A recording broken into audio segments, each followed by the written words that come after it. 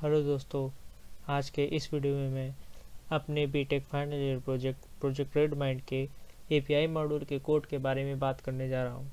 तो चलिए अपनी रिपोजिटरी खोल लेते हैं। ये हमारे एपीआई मॉड्यूल का रिपोजिटरी है। तो चलिए इसके कोड को डाउनलोड कर लेते हैं।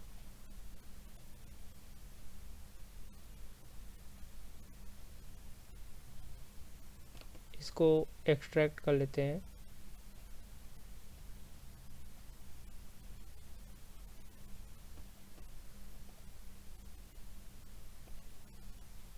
यहाँ पे सारी फाइलें हैं, बस एक फ़ाइल यहाँ पे मिसिंग होगी, जो कि हमारा मूवी रिकमेंडेशन के लिए जो मॉडल की पिकल फाइल है वो यहाँ पे गिटहब पे अपलोड नहीं हुई है, क्योंकि इसका साइज़ है 184 MB का और गिटहब पे लिमिट है 100 MB की। तो इस कारण से वहाँ पे अपलोड नहीं हो पाई है। तो चलिए पहले इसको अपने लोकेशन पे पेस्ट कर देते हैं। कोड को अब VS कोड में खोलते हैं।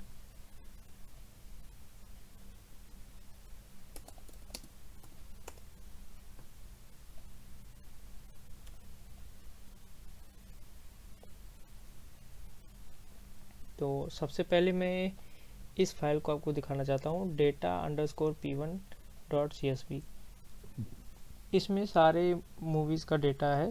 तो पहले हमको क्या करना है, जो भी ये फाइल है उसमें से हमें इंडेक्स और मूवी का टाइटल, ये दो चीज़ों का एक फाइल बनाना है, जो कि यहाँ पे हमने बना रखा है। देखिए ये आउटपुट इसका है, मूवी का इंडेक्स है और उसका टाइटल है। तो ये फाइल जनरेट करने के लिए पहले हम लोग इस कोड में आते हैं।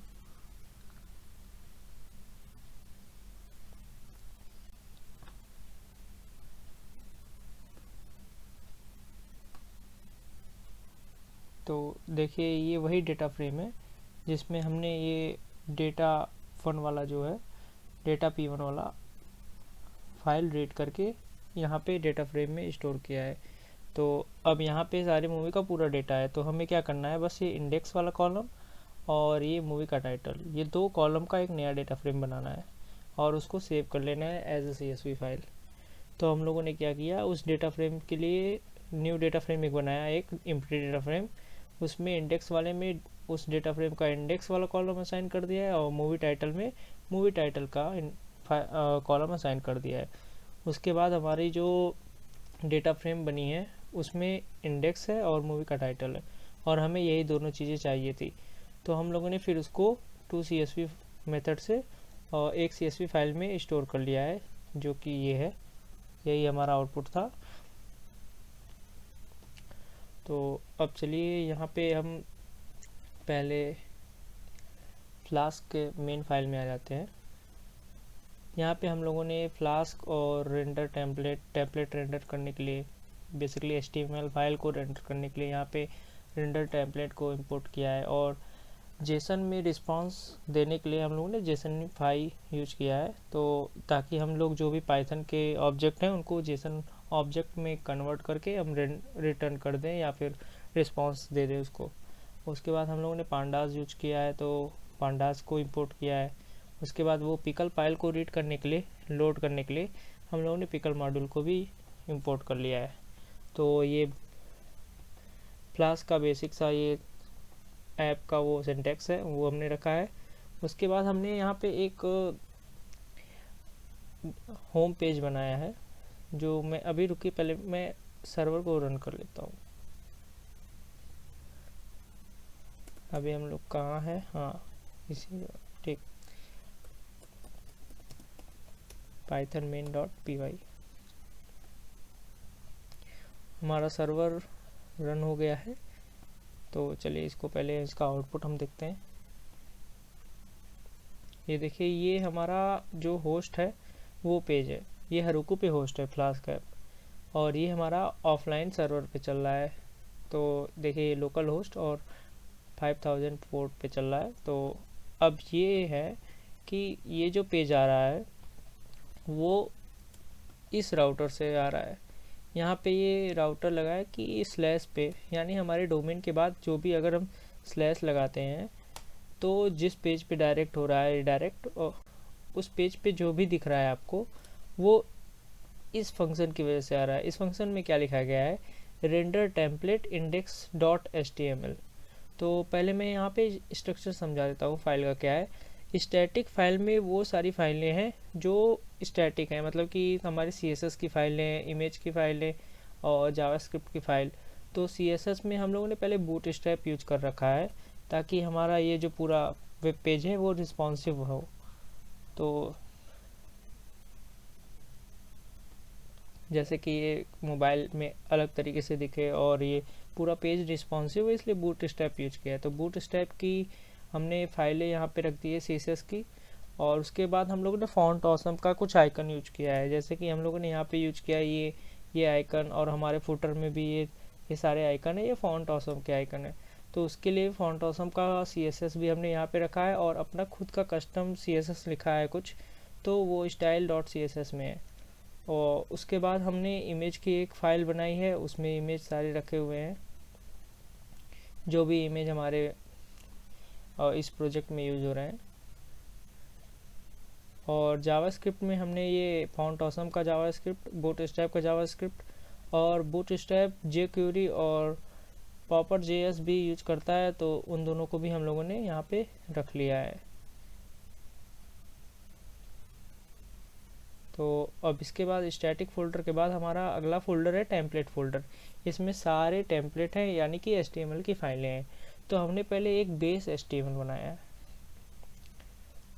बेस HTML में क्या है, हमने एक बेसिक कोड लिख लिया है जो कि हर पेज पे होना ही होना है। तो इसमें वो सारे कोड लिख दिए हैं जो हर पेज पे होंगे, हमारे अबाउट पेज में, होम पेज में, मतलब सारे पेज में ये कोड होंगे कॉमन। तो इन कॉमन पे कोड को यहाँ पे रख लिया है। अब हम क्या करते हैं, यहाँ पे हमने क्या किया है, और अपने बूटस्ट्रैप को और हमारे फॉन्ट ऑसम के CSS को और अपने कस्टम CSS को यहाँ पे लिंक कर दिया है। उसके बाद हमने क्या किया है, यहाँ पे स्टैटिक फोल्डर में हमने यहाँ पे इमेजेस वाले फोल्डर में जो भी हमारा लोगो था, ये लोगो, इस लोगो को यहाँ पे फेव आइकन के लिए हमने क्या कर दिया है, लगा दिया है, ताकि हमारा ये जो फेव आइकन दिख रहा है आपको यहाँ पे, ये यहाँ से ही उठ के आता है। तो उसके बाद फिर हम लोग क्या कर रहे हैं, यहाँ पे हमने नेविगेशन बार के लिए एक अलग से फाइल बना दी है जिसमें केवल नेविगेशन का कोड होगा। तो नेविगेशन बार के लिए यहाँ पे नेव बार HTML है, तो यहाँ पे नेव बार HTML है, इसमें सारा नेव बार का कोड है। ये जो ऊपर आप काली पट्टी देख रहे हैं नेविगेशन बार की, ये इसका सारा कोड यहाँ पे लिखा हुआ है। इसमें हम लोगों ने क्या किया है कि ये जो बूटस्ट्रैप है, एक सेकेंड में बूटस्ट्रैप पे ले चलता हूँ आपको। इसमें आप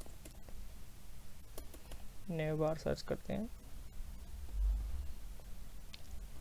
यहाँ से हम लोगों ने क्या किया है, यहाँ से नेविगेशन बार का जो हमारा कोड है हमने उसको उठा लिया है। यहाँ पे हमारा सर्च बार नहीं है, तो हमने क्या किया है, एक नेविगेशन बार का कोड उठा लिया है। एग्जैक्टली कौन सा उठाया है, यही वाला उठाया है। और उसके बाद जो भी हमें ऊपर नीचे जो भी चेंज करने थे अपने अकॉर्डिंग नाम हम सब चेंज कर लिया। और यहाँ पे बीजी लाइट लिखा है, हमने क्या किया है, उसका नेविगेशन बार का कलर भी डार्क कर दिया है और उसका बैकग्राउंड कलर भी डार्क कर दिया है। उसके बाद फिर हम लोगों ने क्या किया है, यहाँ पे हमने अपने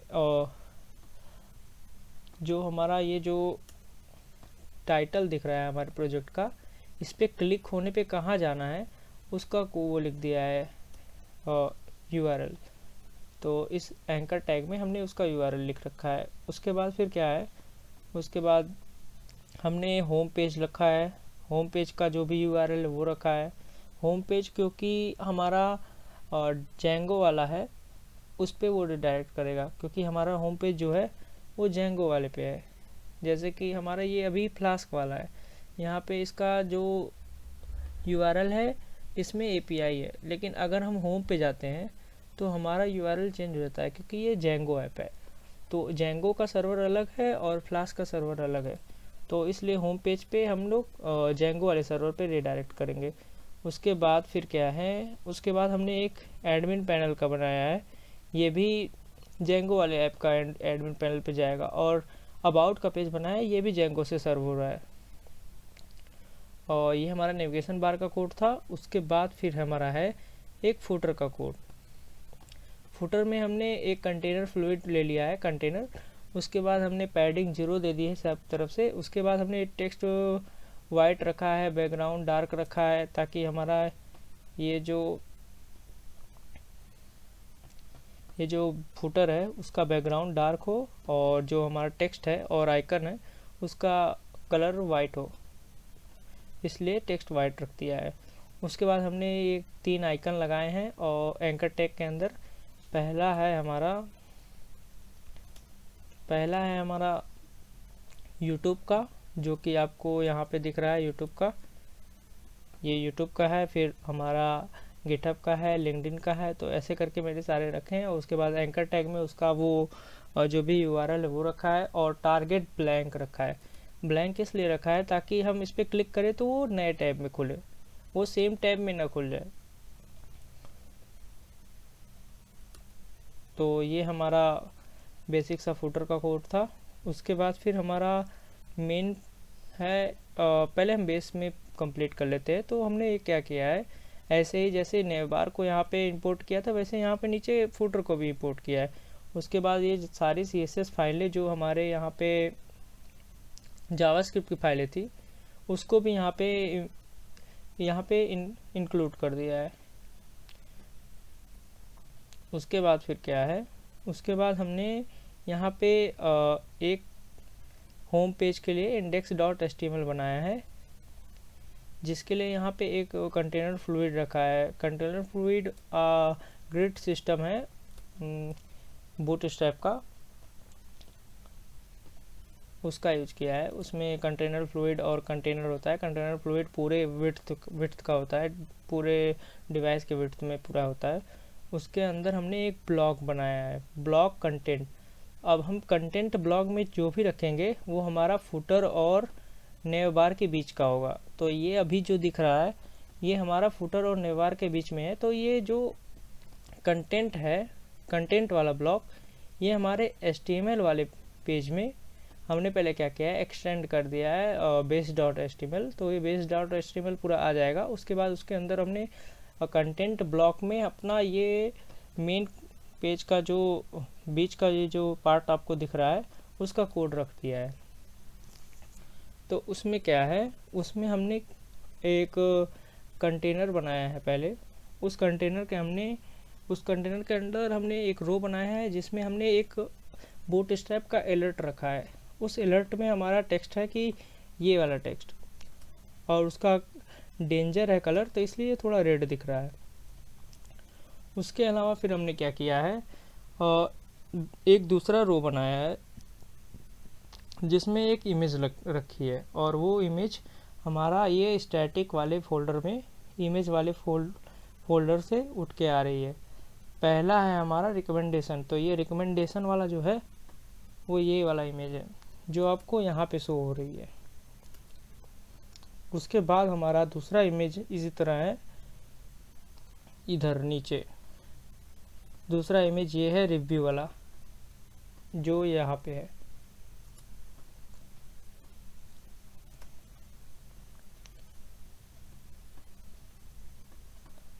तो इमेज के बाद हमने क्या किया है, इमेज के बाद हमने एक नया कॉलम लगाया है। उस कॉलम में हमने ये लिखा है। उसके बाद हमने एक एग्जाम्पल के लिए जो यहाँ पे लिखना था उसको रख दिया है, और यहाँ पे एक एंकर टैग में एक लिंक दिया है एग्जाम्पल के लिए, जिस पे क्लिक होने पे एक नए टैब में आपको वो API को हिट कर देगा और एक एग्जाम्पल आपको रन करके दिखाएगा इसका आउटपुट कैसे आता है। इसी तरह हमने इसका भी किया है, तो इसका भी एक आउटपुट आएगा, आपको दिखेगा कैसे रिस्पॉन्स आ रहा है। तो बस ये बेसिक सा यही बूटस्ट्रैप और HTML है। अब हम आते हैं अपने मेन कोड में, जो कि हमारा सर्वर वाला कोड है main.py। इसमें मैंने इसकी कहानी बता दी कि हाँ ये कैसे काम कर रहा था, क्या हो रहा था। जैसे ही आप इस पे आते हैं तो ये रेंडर टेम्पलेट index.html को रेंडर करता है, जो कि हमने यहाँ पे देखा है जो index.html है, जिससे हमें ये दिखता है ये पेज। और फिर उसके बाद फिर क्या है, हमारा दूसरा राउटर है, एक डायनेमिक यूआरएल है, जिसमें क्या है हमारे डोमेन के बाद API/रिकमेंडेशन और फिर उसके बाद हमारा एक स्ट्रिंग टाइप का पैरामीटर आएगा जो मूवी का नाम होगा। जैसे हमने यहाँ पे हिट किया, यहाँ पे जैसे ही किया तो एक गेट रिक्वेस्ट गया होगा जिसमें ये मूवी का नाम एज अ पैरामीटर यहाँ पे आएगा। बाकी हमारा डोमेन के बाद ये पूरा यहाँ पे पैटर्न लिखा हुआ है, यूआरएल पैटर्न यहाँ तक का। उसके बाद फिर हमारा मूवी का नाम आ जाएगा इसमें, और वो मूवी का नाम यहाँ पे आ जाएगा और गेट रिकमेंडेशन चल जाएगा जब भी इस यूआरएल पे कोई हिट करेगा। तो इसके बाद हमने क्या किया है, हमने जो इंडेक्स के लिए फ़ाइल बनाई थी फाइंड इंडेक्स, जिसमें मूवी का टाइटल था और उसका इंडेक्स था। जैसे देखिए ये मूवी का टाइटल है और उसका इंडेक्स है। तो फिर उसके बाद फिर हमने क्या किया है, तो चूँकि मैं एक नई फाइल बना के आपको दिखा देता हूँ।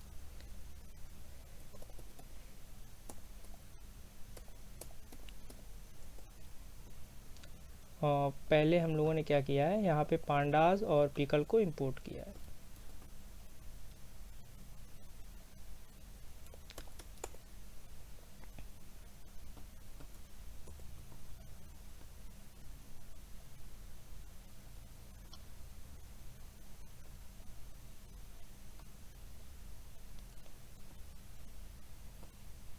जब तक कर्नल इसका रन होता है तब तक हम नीचे का भी कोड कॉपी करके वहाँ पे रख लेते हैं।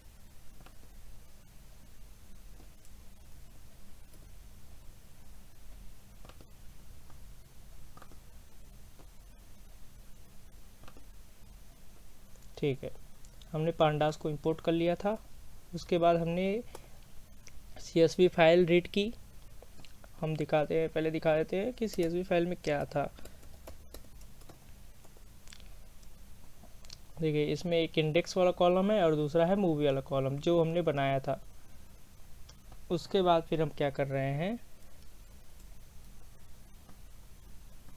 ये जो मूवी वाला वेरिएबल है इसमें तो URL से मूवी आ जा रही है, तो हम पहले एक मूवी नाम का वेरिएबल बना लेते हैं जिसमें हम लोग एक कोई भी नाम असाइन कर देते हैं।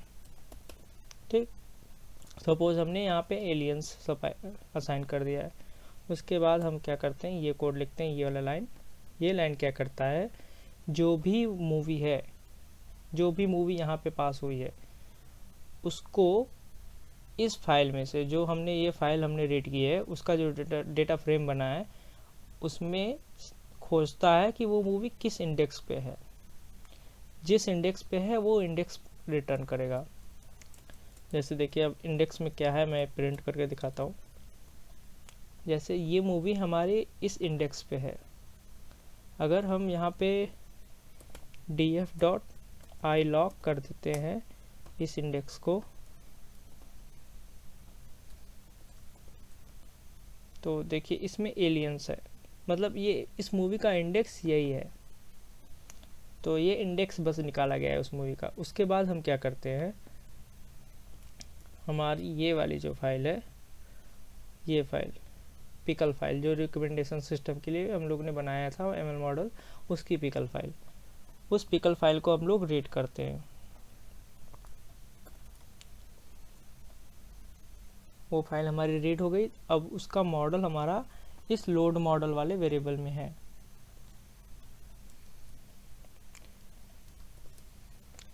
अब हमारा मॉडल लोड हो गया। उसके बाद फिर क्या करना है, हमको सिमिलर मूवी निकालना है।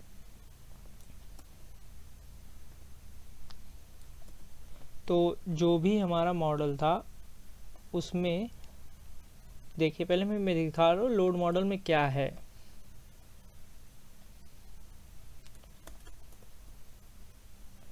लोड मॉडल में देखिए एक एरे है जिसमें मतलब उसका वेटेज है, कौन सी मूवी की कितनी वेटेज, मतलब कितना सिमिलर है उसका वेटेज है। तो अभी मैं इसको क्या करता हूँ, पहले इसको डिलीट करते हैं। इसको हमने रन किया,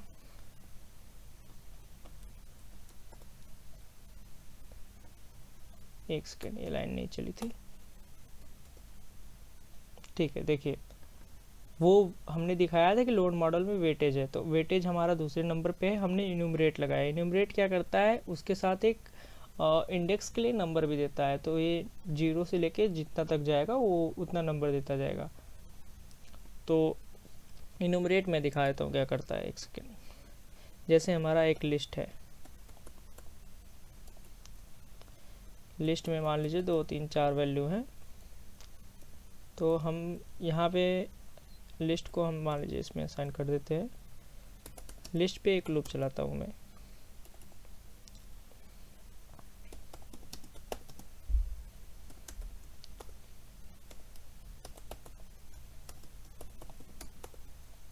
तो ऐसे सारा एलिमेंट प्रिंट हो गया। लेकिन अगर हमें इंडेक्स भी चाहिए उस एलिमेंट का, तो हम लोग क्या करते हैं, बस इसको इन्यूमरेट में पास कर देते हैं।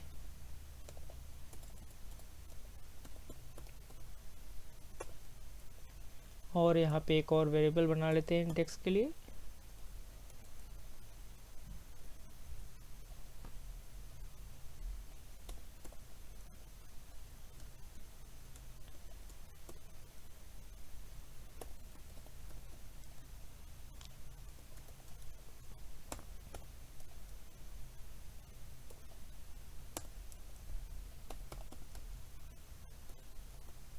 देखिए ये इंडेक्स हमारा इन्यूमरेट की वजह से आ रहा है। इसी तरह हमने यहाँ पे भी किया है, इन्यूमरेट हमने इंडेक्स के लिए कर लिया है, सेम इसी मैनर में।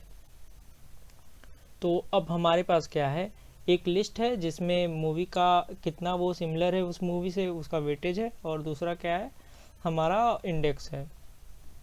तो ठीक है, अब हमारा ये निकलने के बाद अब हम क्या करेंगे, इसको सॉर्ट करेंगे। किस बेसिस पे, ये जो हमारा वेटेज है उस बेसिस पे।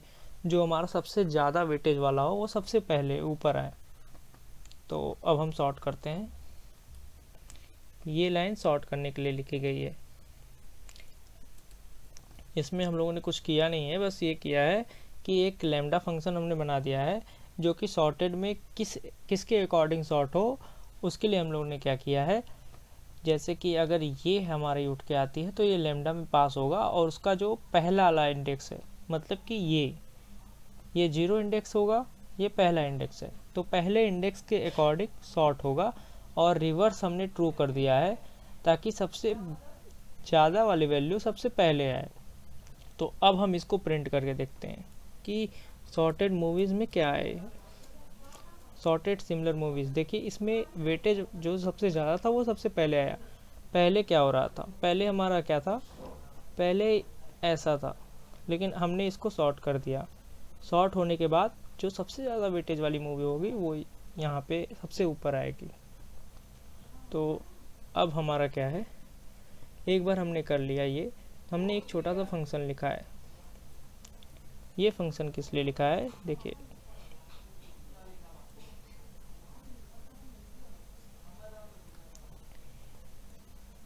ये फंक्शन क्या करेगा, इंडेक्स लेगा पैरामीटर में, और उस इंडेक्स को हमारे डेटा फ्रेम में खोजेगा। डेटा फ्रेम यानी हमारा जो हमने फाइल रीड कराई थी, ये इसमें उसका इंडेक्स खोजेगा।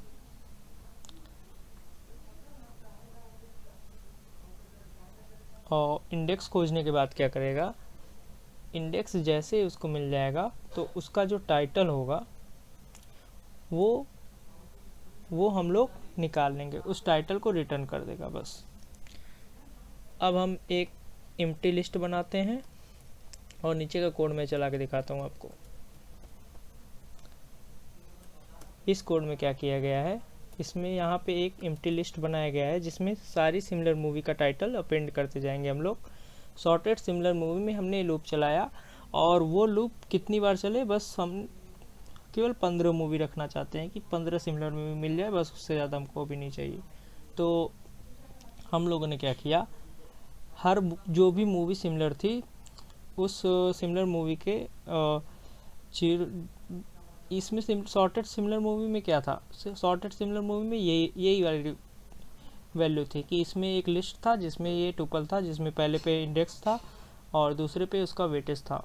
तो ये एक एक करके ये एक एक टुपल निकालेगा और उस मूवी का जो इंडेक्स होगा, 0 नंबर पे इंडेक्स है, उस इंडेक्स को पास किया जाएगा इस फंक्शन में, और वो फंक्शन हमारा मूवी का टाइटल बता देगा कि उस इंडेक्स पे कौन सा टाइटल है। फिर उस टाइटल को हम लोग क्या करेंगे, एम में स्टोर कर लेंगे और चेक कर रहे हैं कि अगर वो यहाँ पे टाइटल अगर फ्लोट टाइप का निकल गया, तो टाइटल तो फ्लोट में होना नहीं चाहिए, अगर होता है तो फिर वो मूवी स्किप कर दी जाएगी, कोई भी अगर दिक्कत होगी तो। अगर नहीं होता है ऐसा तो फिर उसके बाद हम लोग क्या करेंगे, नीचे का कोड चलेगा और लिस्ट में अपेंड कर दिया जाएगा और आई की वैल्यू को इंक्रीमेंट कर दिया जाएगा ताकि लूप आगे चले, और अगर आई की वैल्यू 15 से ज़्यादा होती है तो यानी तब ब्रेक कर दिया जाएगा इस लूप को और हमारा वहीं पे लूप बंद हो जाएगा। तो चलिए इसको रन कर लेते हैं और अब मैं दिखाता हूँ कि एल में क्या आया है। एल में पहले पे हमारा आया है एलियंस। हमने किस मूवी के लिए सिमिलर मूवी निकालने के लिए बोला था,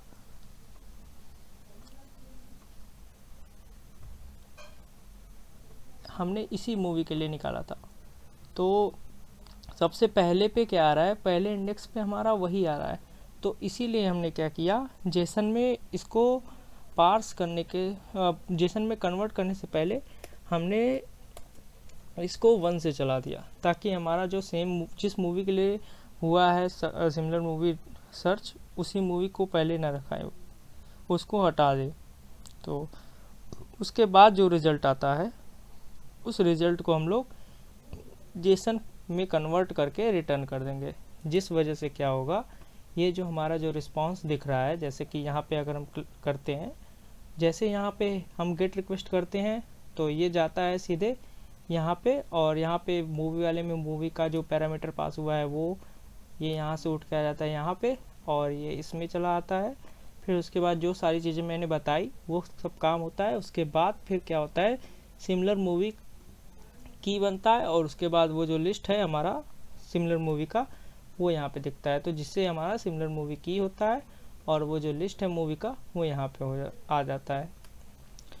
उसके बाद हमारा है लास्ट में, इसको मैं बंद करता हूँ, उसके बाद हमारा लास्ट है हमारा रिव्यू का सेंटिमेंट एनालिसिस का। तो इसमें क्या है, तो इसमें हम दूसरे वाले एग्जांपल पे आते हैं। इसमें हमने दिया है कि जो भी रिव्यू होगा एज अ पैरामीटर यहाँ पे इसमें पास होगा। तो यहाँ पे हम गेट रिक्वेस्ट में हमने गुड लिखा, तो अब गुड के लिए सेंटिमेंट एनालिसिस होगा और उसमें बताया जाएगा कि वो गुड अगर पॉजिटिव होगा तो 1 आएगा, अगर नेगेटिव होगा तो 0 आएगा। तो यहाँ से जो गुड है वो उठ कर आ जाएगा यहाँ पे रिव्यू में। ये भी एक डायनेमिक यूआरएल है, तो ये रिव्यू अब यहाँ पे आएगा, इस वेरिएबल में असाइन हो जाएगा। फिर ये फंक्शन चलेगा तो क्या करेगा, ये हमारा जो काउंट वेक्टराइजर का ये पिकल फाइल है उसको लोड कर लिया है हमने पिकल से और इस वेरिएबल में रख लिया है। इसी तरह हमने जो सेंटिमेंट एनालिसिस का मॉडल का पिकल फाइल था उसको भी लोड कर लिया है और उसको मॉडल CLF में रख लिया है। और उसके बाद हम क्या कर रहे हैं, पांडास का एक डेटा सीरीज़ बना रहे हैं, सीरीज में वो रिव्यू रख ले रहे हैं और उस सीरीज को फिर हम क्या कर रहे हैं, ट्रांसफॉर्म कर दे रहे हैं काउंट वेक्टराइजर से। फिर उसके बाद अपने मॉडल से हमने प्रिडिक्ट किया है और प्रिडिक्शन का जो भी आया है रिजल्ट उसको हमने क्या किया है, इंट में कन्वर्ट कर दिया है, 0 है या 1 है। फिर उसके बाद उस रिजल्ट को हमने क्या किया है, जेसन में कन्वर्ट करके रिस्पांस हमने सेंड कर दिया है। तो जिस वजह से अगर हमने गुड दिया है तो गुड अगर पॉजिटिव था तो हमारे मॉडल ने प्रिडिक्ट किया, उसका रिस्पांस जो आया वो यहाँ पे शो हो जाएगा। तो यही कोड था हमारा फाइनल, जो भी API का कोड था।